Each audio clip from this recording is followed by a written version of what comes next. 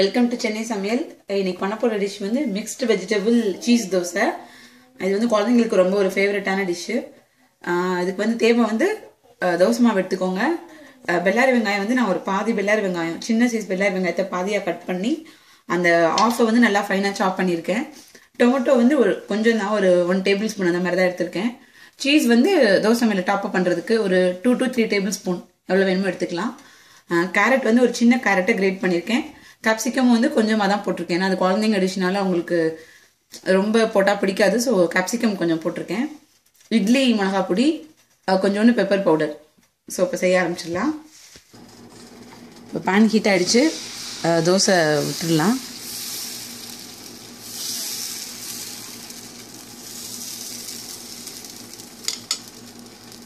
இப்போ வந்து கொஞ்சம் நல்லெண்ணெய் விட்டுக்கோங்க. ஒரு டேபிள் ஸ்பூன், உங்களுக்கு எவ்வளோ நல்லெண்ணெய் வேணுமோ, எண்ணெய் வேணுமோ அதுக்கேற்ற மாதிரி. நல்லெண்ணெய் தான் யூஸ் பண்ணணும், நல்லெண்ணெய் வந்து ரொம்ப நல்லது. ஸோ அதே தோசைக்கெல்லாம் யூஸ் பண்ணலாம். தோசை வந்து ஒரு செமி குக் ஆனால் போதும். செமி குக் ஆனவுடனே நம்ம இந்த வெஜிடபிள்ஸ் எல்லாம் அது மேலே ஸ்ப்ரெட் பண்ணிடலாம்.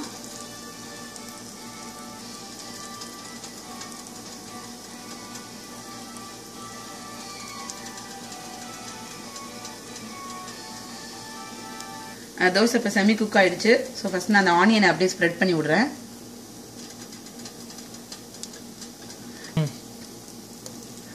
டொமேட்டோ வந்து லைட்டாக அப்படி கையில் ஸ்மாஷ் பண்ணி விட்ருங்க.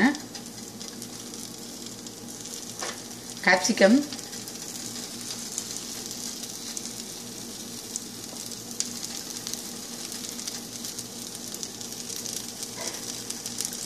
நம்ம கிரேட் பண்ணி வச்சுருக்க கேரட்டு,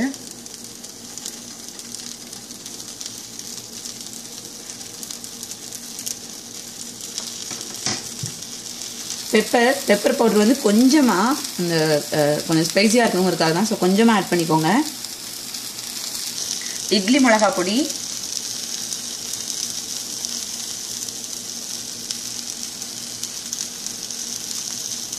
நான் வந்து இட்லி மிளகா பொடி வந்து கொஞ்சம் காரம் கம்மியாக தான் அரைச்சி வச்சுருக்கேன். ஸோ அதனால நான் நிறைய விடுறேன். கொஞ்சமாக கீயை வந்து அப்படி அங்கங்கே ஸ்ப்ரெட் பண்ணி விட்டுக்கோங்க.